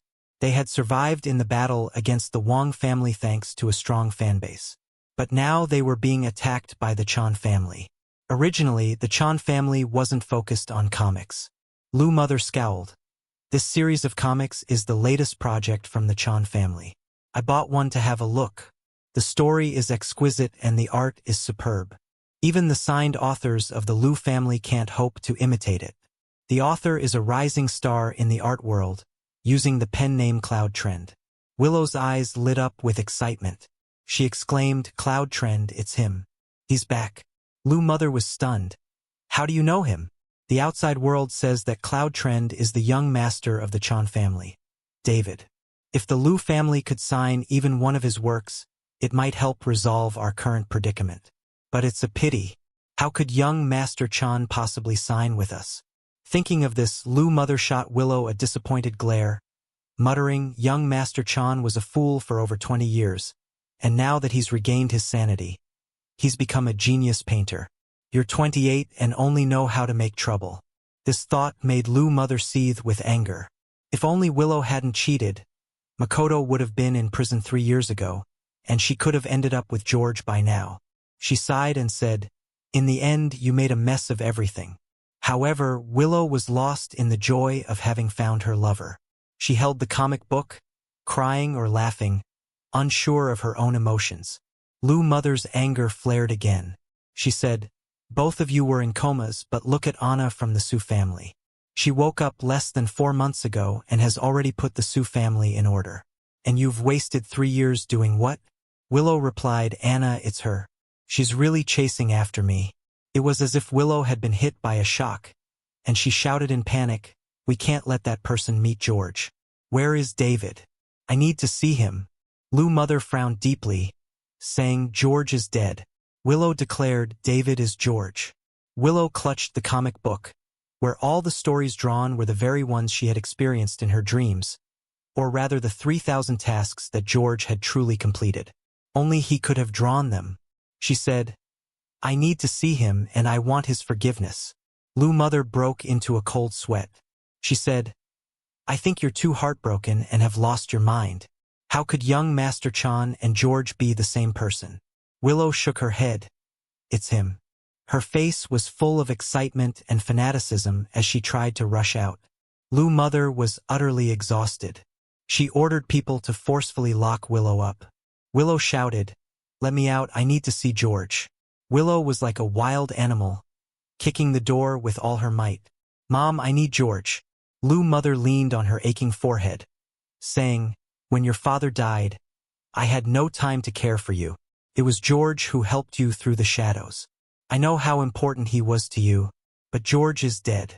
I saw him cremated with my own eyes. Stop making a scene, Willow." "Mom, George isn't dead. Let me out." Willow knelt and bowed her head on the floor of the room. She cried, "George is still waiting for me. Mom. He loved me so much he wouldn't leave me." How could Liu mother believe such absurd words? She became more and more convinced that her daughter had lost her mind. Suppressing the sorrow in her heart, she said, "Willow, calm down for now. Mom is doing this for your own good. If you upset young Master Chan, the Liu family won't be able to protect you." My sister said, "Don't be afraid, brother. I'm here." Inside the car, on our way to the Su family's old residence, my sister noticed my silence, and in an attempt to lighten the mood, waved her hand playfully and said, "Whoever dares to upset my brother, just watch me slap them." I chuckled and replied, "I'm not afraid. I'm just thinking the head of the Su family just happens to have also become a vegetable 3 years ago." My sister scratched her head and asked, "Why also? Who else?" My heart skipped a beat. How careless of me. My sister then said, I know now. You're talking about young Master Wang, right? The Wang and Liu families have been in the news a lot these past few months. My mom, who had heard some rumors, remarked, I heard that on the night he was discharged from the hospital, he was pushed from the top of a building by his adopted brother, and his family and fiancé forced him to donate blood, leading to his untimely death. When the news broke, the Wang family went to great lengths to protect their adopted son. My mom shook her head and said, the Wang family always says that the father of the adopted son saved their son's life. Does that mean young Master Wang had to give up his life for that? Speaking of which, the adopted son is so ruthless. It's hard to imagine that his father would risk his life to save a child from his employer's family. I suspect there's something suspicious about that car accident from over 20 years ago. I lost focus. Back then, being a part of the situation, I was too consumed with sorrow and injustice. But now that I think about it, the Wang family's favoritism towards Makoto was because the driver had saved my life. But did he really save me? My sister interrupted my thoughts. Okay, let's stop talking about such heavy stuff. She changed the subject and said, speaking of the head of the Su family, she's a legendary figure, one who made a dramatic comeback. Her parents had a business marriage and didn't get along. After Su's mother got pregnant, her father shamelessly moved in with his first love. Su's mother, depressed after childbirth, committed suicide, but Su's father wouldn't allow the mistress to enter their home. The mistress and her son held a grudge for years. My sister rambled on about the Su family's gossip, saying, Anna's accident, that was all planned by the illegitimate son. When Anna woke up, she took swift action, reclaimed her position as head of the Su family, sent her good-for-nothing brother to prison with a life sentence. Her scumbag father even had a stroke from the shock. Haha. My sister was laughing with delight, as though she had just watched a real-life story of revenge and family drama unfold. My mom nodded. Thanks to old Su, the Su family's vast fortune didn't fall into the hands of that illegitimate son. The head of the Su family really values her father's birthday. My dad chimed in, old Su is actually a stern and conservative man. That child has had a hard time. I quietly listened as Anna's life story was summarized in a few sentences. Behind those words was a heavy past. I wondered if Anna was the first villain to awaken in this world. If she was, I finally understood why she had such an obsessive personality, because I had unknowingly saved her on that snowy night. She had abandoned her plan to destroy the world and entangled herself with me for 3,000 lifetimes. She had never experienced love, which was why she craved it so much, clinging to a bit of warmth, refusing to let go no matter what. As I pondered this, the car stopped in front of the Su family's old residence. The Su family was quite the bustling household. Anna had firmly secured her position as the head of the family with ruthless methods, leading the group to new heights. Whether they had received an invitation or not, guests were eager to crowd in and celebrate her father's birthday. In the past few months, the Chan family had also been the center of attention. Guests were fascinated by the story of Chan family's young Master David, who had been brain-dead for years, suddenly regaining his consciousness and rising to become a genius artist. Before the car even stopped, all eyes were already on me. People whispered, is this really Chan family's young Master David? Just look at his movements, that inherent nobility. It's clear he's been raised by an aristocratic family. Having just regained his senses, he probably hasn't had time to learn all these social etiquettes, right? Maybe he wasn't really stupid all along. He probably didn't want to attend banquets because he was busy thinking up storylines. Otherwise, how could he produce such brilliant artwork all of a sudden? Young Master Chan isn't stupid. He's a genius. No one else could create such art. Exactly, he's an artist. That's the problem with gossip. Young Master Chan just wanted to quietly focus on his work at home, but some people behind his back called him a little fool from the Chan family. Rumors are terrifying. In an instant, my image in the guests' minds flipped. The socialites eagerly chatted with my mom, subtly introducing their single daughters. Quite a few aristocratic young ladies even approached me. I responded politely, handling the conversations with ease. Just when I was talking to a composed and graceful young lady, a particularly intense gaze suddenly pierced through me. I turned to meet a pair of bloodshot eyes. It was her. I asked the system, is Anna her Anna? And the versions of her in the 3,000 worlds were all different in appearance, but their eyes were the same. They all carried an almost maddened, passionate affection. But how could she have come to the real world? The system admitted, there is no such thing as reality.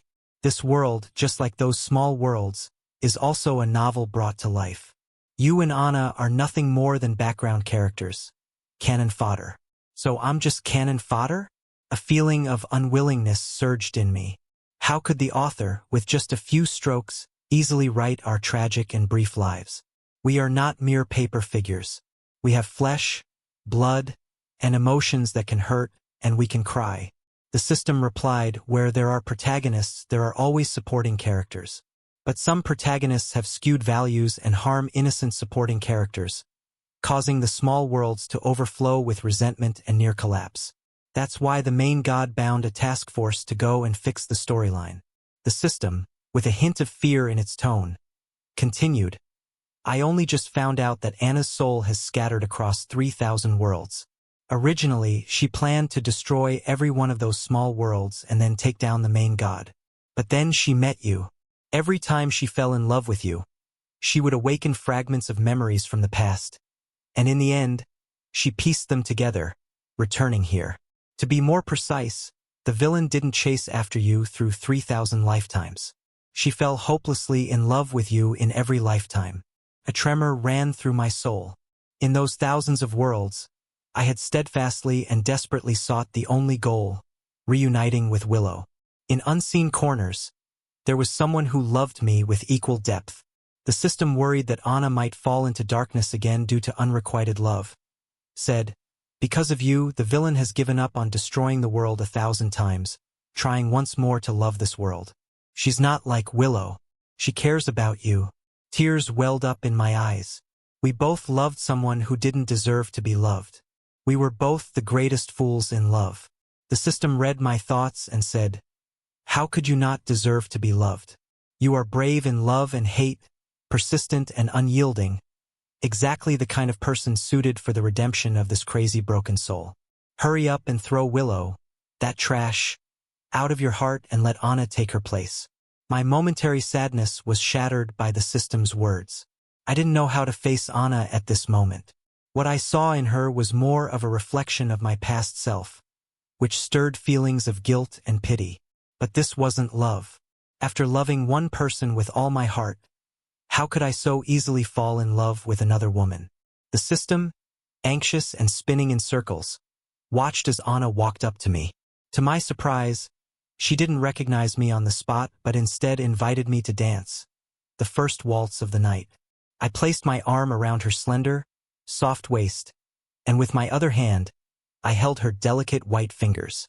We danced in the center of the ballroom, moving with the music, looking into those familiar eyes, feeling the burning, passionate love beneath her calm expression.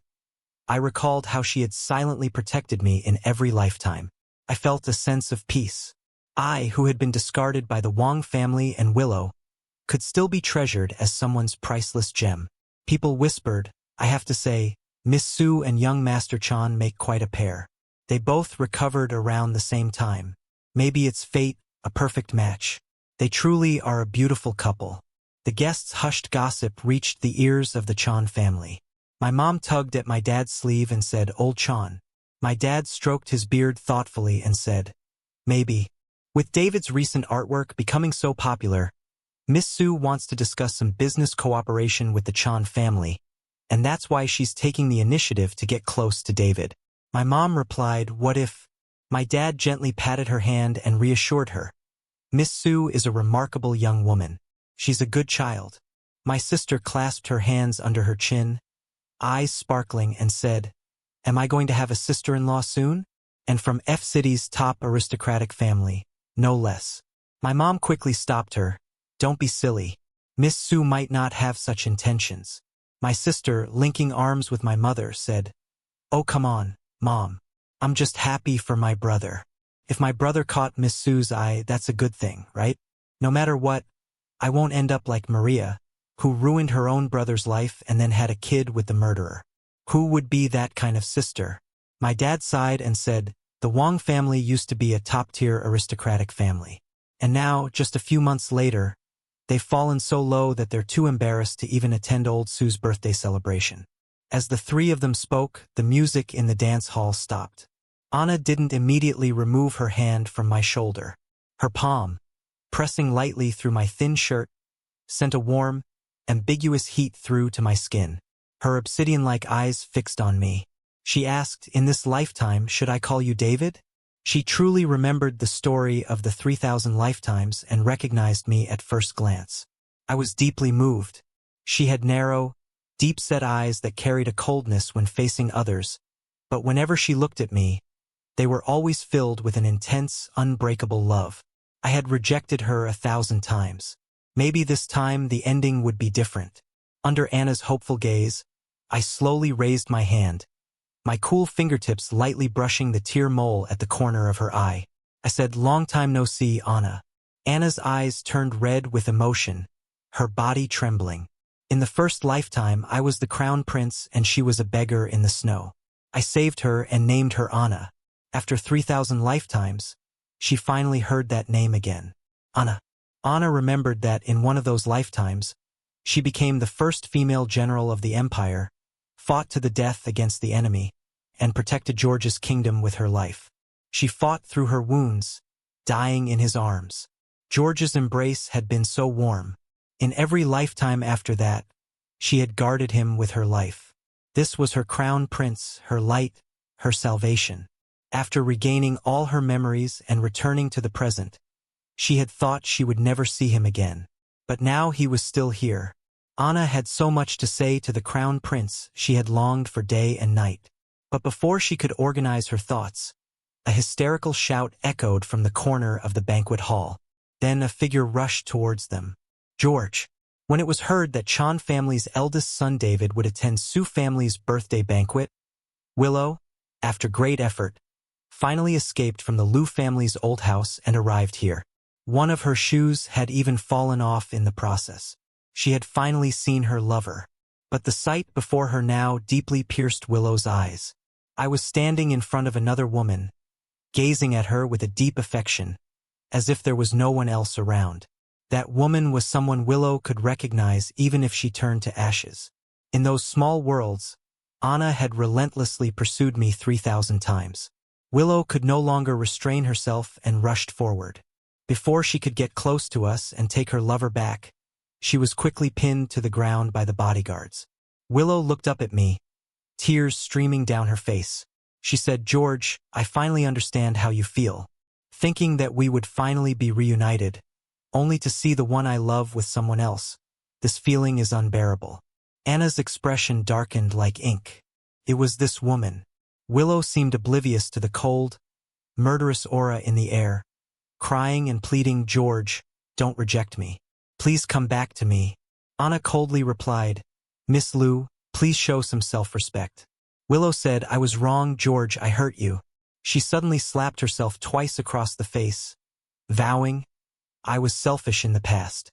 If I ever hurt you again, let me die an unforgivable death. I have severed all ties with Makoto. I've used the full power of the Liu family to eliminate him. I love you. My gaze remained indifferent, as if she were a stranger who had nothing to do with me. I said, Miss Liu has mistaken the person. Willow struggled fiercely. At first, it was Makoto who climbed into my bed when I was drunk. I didn't do it on purpose.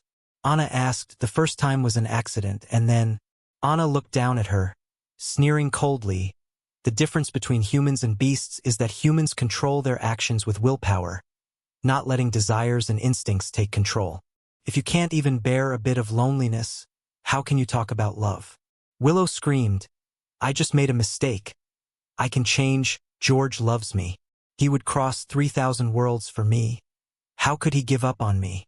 Anna's body instantly radiated an overwhelming coldness. It wasn't jealousy but pity. George had mistakenly given his heart to this wretched thing. My mom could no longer sit idly by. With a cold glare, she said, Enough nonsense, Willow. I see that the rumors about you are true. You've really lost your mind. George Wang has already been driven to death by you. What does my son David have to do with you? If you dare to keep clinging, Liu family won't even have a foothold in F-City. Willow, in unbearable pain, screamed in my direction. No, George, say something. George. Willow. The sound of frantic footsteps grew closer, and Liu's mother nearly fainted upon seeing this scene. She grabbed Willow, raising her hand to slap her twice. My mom, her face icy as frost, said, Mrs. Liu, it's one thing if your daughter startled my son David, but disturbing Su family's 80th birthday. Can Liu family afford the consequences? Mrs. Liu's face drained of color. To offend both the Chan and Su families was an added blow to the already fragile state of the Liu family. Liu family might not survive this. Mrs. Liu cursed, you wretched thing, with that. She grabbed Willow and forced her to kneel. But Willow only cried, pleading, George, don't leave me. I really know I was wrong. Mrs. Liu's vision blurred. Her already hunched back seemed to bend even further, and with her head full of white hair, she struggled to remain upright, trembling as she apologized repeatedly to both families. Because of Su matriarch's marital tragedy, Anna had always been wary of romantic relationships. But now, with the old master seeing his granddaughter, who might otherwise face a lonely life, showing some affection for the young man from the Chan family. A talented, handsome, well-bred young man who had no flaws in character. He was absolutely pleased. How could he allow the insignificant Liu family to bully his potential grandson-in-law? The old master sternly warned the Liu family. Mrs. Liu, awkwardly standing, apologized repeatedly. She said, rest assured, Mr. Su, Willow will never appear in Chan family's sight again. As she sat in the car, Mrs. Liu seemed to age 10 years in an instant. Just months ago, she was the noble and graceful Mrs. Liu. Now she looked like an old woman. Willow said, Mom, you know it's George, don't you? Mrs. Liu turned her head mechanically, gazing at her maddened daughter with a sorrowful, hopeless expression. Her voice had aged several degrees. She said, in the past, if you had placed your feelings for George on young Master Chan, I would have been happy for you. When the Liu family was still thriving and young Master Chan was still an innocent boy, you two would have been a good match. Willow collapsed, crying out, Mom, why don't you believe me? He's George, he's my husband. We were supposed to marry 6 years ago and even 4 months ago. Willow's heart was torn as she said, we were so close to marrying. Mrs. Liu, filled with pain and anger, said, then why did you cheat? Unable to hold on, unwilling to let go. How did you ruin your life like this? Willow held her head in her hands, wailing in agony. George, I was wrong, I really was wrong. Mrs. Liu, both heartbroken and angry, finally spoke with grave sincerity. Young Master Chan is not someone you can fantasize about. The Liu family is no longer what it once was. Right now, forget Su family. Chan family alone could crush us. If you keep going like this, you'll only ruin Liu family. This is your father's lifelong work. Before Mrs. Liu could finish, Willow lost consciousness. Mrs. Liu ordered the driver to turn the car around and head straight to the hospital, intending to have her daughter checked to see if she was truly suffering from a mental breakdown. But little did she know, the doctor would bring them horrifying news. He said, Miss Liu's health indicators are rapidly declining. She could fall into a permanent sleep any day now. After the birthday banquet, Anna first arranged to meet my sister. With a few well-placed gestures, the two quickly became close friends, sharing the same bed as confidants. At the same time, Su family and Chan family collaborated on several projects, each of which proved to be extremely profitable. My father had always admired Anna, and now he couldn't wait to pack me up and send me her way. As for my mother, her best friend was Anna's aunt, and Anna had made sure to have her speak highly of her in front of my future mother-in-law. My mother, wanting to build good relations with the main branch of the family, had done everything she could to facilitate the marriage. After hearing so much, my mom started to view Anna as the perfect candidate for a daughter-in-law. Later, Anna used her love for cats as an excuse to enter our home. I was holding a tabby cat in my arms, gently squeezing its little paws and laughing. The eldest daughter of the Su family, with all the wealth and influence, surely could get any cat she wants. Why must you come here every day to see this one? Anna didn't hide the intense affection in her eyes. She said, because it's unique. I looked up, meeting her gaze. Those eyes were as deep and mysterious as the night sky, and I couldn't help but blush. Anna's heart filled with warmth. Her prince was truly wonderful. Suddenly, Anna noticed some cat fur stuck in my hair. Without thinking, she raised her hand, and when her fingertips touched my hair, a stronger current of electricity surged through her body. It wasn't until she regained her composure that she realized her actions had been rather bold. She was about to apologize when she noticed something and couldn't help but smile. Just now, I hadn't resisted. This was a good sign. One that meant she was slowly but surely worming her way into my heart. After 3,000 lifetimes, Anna was patient. She believed that one day she would have it all, my heart and soul. Anna lingered until 8 p.m. before leaving. As soon as she stepped out, she came back in with documents for David. My sister teased, "You two can't bear to part. Anna, just pick a date and let's get the wedding set. I'm waiting for the chance to toast to the happy couple." My mom helplessly tapped my sister on the forehead and said, "Such a child. I haven't even prepared the dowry yet." When the Chan family caught wind of this, Anna blushed, almost running out in embarrassment. But she was here to deliver documents to David. She said, "David, this is the information you asked me to look into." Willow had just caused a scene at the banquet, claiming that I was George. It wasn't convenient for me to use Chan family's influence to investigate the old affairs of the Wang family. I had asked Anna to help me with the matter. Anna had guessed that George was indeed me and, thinking of all I had gone through, she was both angry and heartbroken. She said that car accident was deliberately caused by Makoto's father. Anna carefully observed my expression for any change. She said, a few days before the accident, he was diagnosed with late-stage stomach cancer. Worried about his young son, he decided to stage the accident using his life to make the Wang family owe him a huge favor. But he never expected. She didn't expect the Wang family to be so utterly misguided. Anna had no good feelings toward her former in-laws, only deep resentment. How dare they? I trembled as I held the document in my hands, finally uncovering the truth. A mix of anger, frustration, and countless other emotions surged within me. Anna asked, "David, are you all right?" I stared at her in a daze, then tightly embraced her. Tears soaked her clothes. In a muffled voice filled with heartbreaking grievance and release, I said, "Anna, I don't owe him anything." The next day, the driver brought the evidence of the car accident being deliberately falsified by the person responsible. It was placed on the desk of Father Wang and Maria. Included were the documents proving how Makoto had ostracized, slandered, and bullied me during my school years. All of it was presented. After Wang family reviewed the damning evidence, even Wang father, who had always been cold-hearted, couldn't suppress the anger rising in his chest. He gritted his teeth and said, "Makoto, I thought you turned against George and plotted his death because of Willow, but I didn't realize you had been bullying George since elementary school." He slammed his fist on the table, saliva flying from his mouth, as he shouted, "Because of you, the career I spent half my life building has come to nothing and the Wang family has been ridiculed. The Wang family has been harboring a venomous snake like you all these years."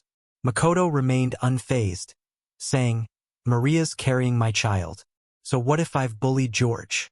Am I supposed to kill myself to atone for it? Don't forget, it was you who provoked the Li family.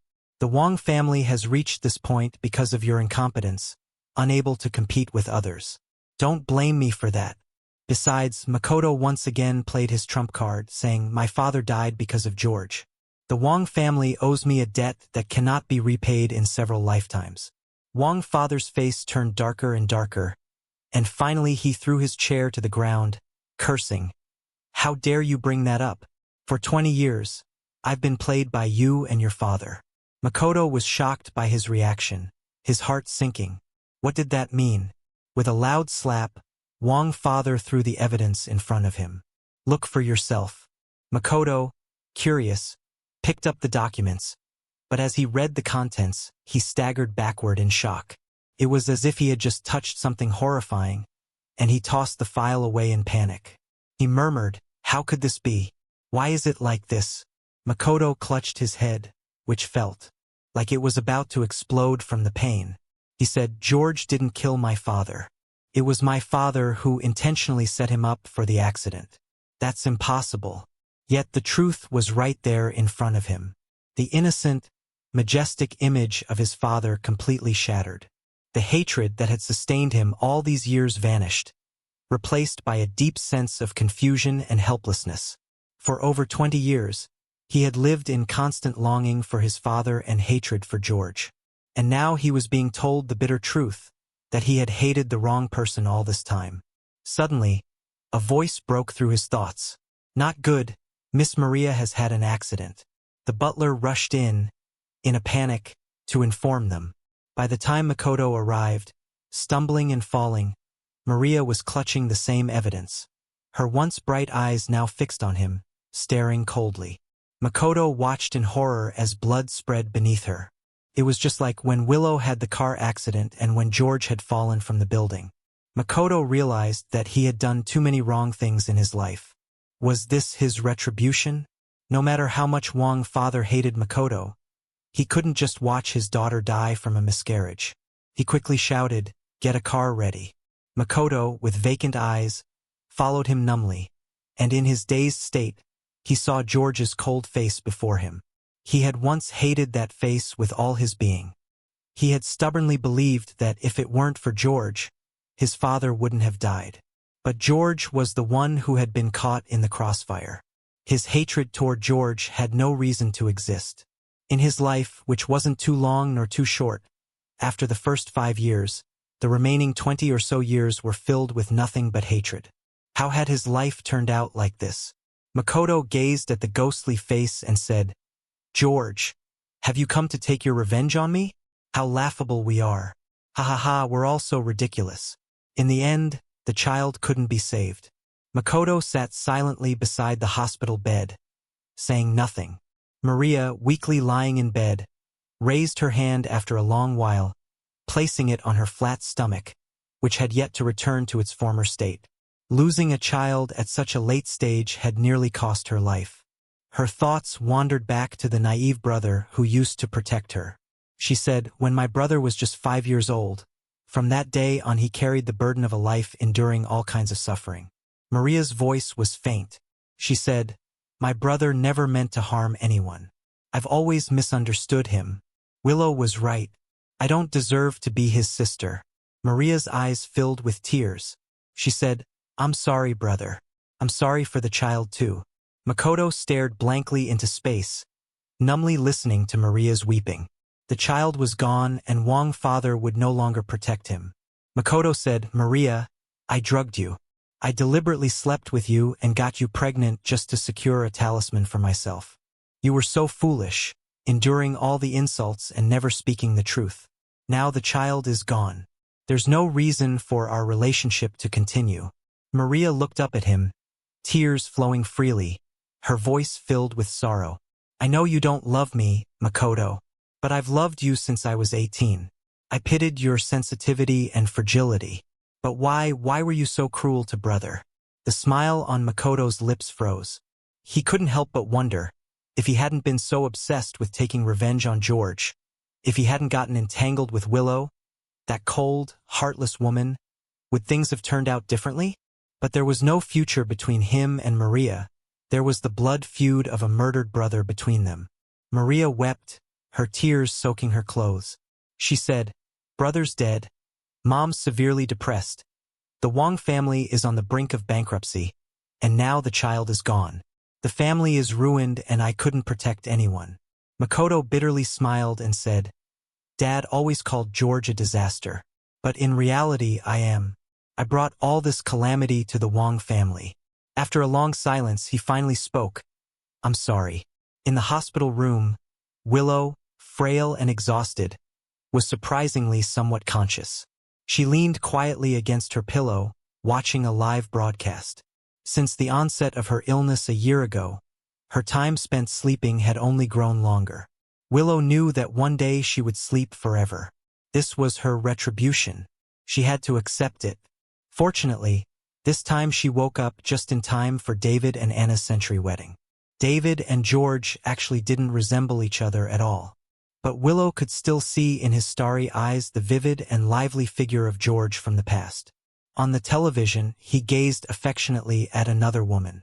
Willow remembered many years ago there was a man who looked at her with those same clear and bright eyes. His heart and gaze completely filled with her. When had she lost him? Willow stared at the image of the man dressed in a perfectly tailored suit.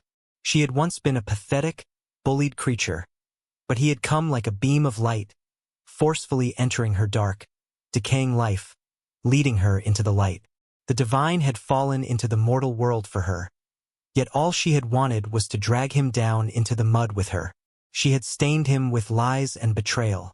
Willow slowly shifted her gaze to the woman in the immaculate wedding dress. There was something familiar about Anna, something she could relate to. They were both obsessed, both mad. The difference was Anna wouldn't hurt him. She would firmly stand by his side in a higher place, shining brightly. Willow had long since understood. Losing him was what she deserved. She had it coming. The door to the hospital room opened and Liu's mother hobbled in with a cane, holding a thermal box. She said, "Willow, you're awake. Mom made you the wontons you loved when you were little." Listening to the cheerful voices from the TV, Liu's mother didn't feel the need to keep emphasizing that the man on screen wasn't George. She sat by the bed and opened the food container. As she aged, she had come to terms with many things. She spoke softly, like an ordinary mother. "Makoto has voluntarily confessed. The verdict just came through. He got a life sentence and he accepted it calmly. I'm getting old. I can't bear it anymore. I don't trust anyone. I've decided to donate Liu family's business. Your uncles have fought for half their lives and in the end, they didn't get a single penny. You should have seen their faces. It's really laughable." Her eyes reddened as she spoke. "Your father was a man of great loyalty and affection. If he were still here, he would have chosen one of your cousins to inherit the family business. But your uncles killed the person who cared most for them." Willow ate the wontons her mother fed her, tears falling. On the TV, the wedding was complete. George had become someone else's husband. What was the difference between her and those uncles? She too had killed the person who loved her the most. Liu's mother said, "Mom is sorry. All these years I've been busy managing Liu family and forgot what your father originally wanted for Liu family. He wanted you to be happy, carefree. It's my fault for not taking care of you." She regretted deeply. If she had spent more time with her daughter, would she have avoided the deep childhood trauma? Would her daughter's obsessive, distorted personality have developed? If she had taught her daughter to lead a pure life,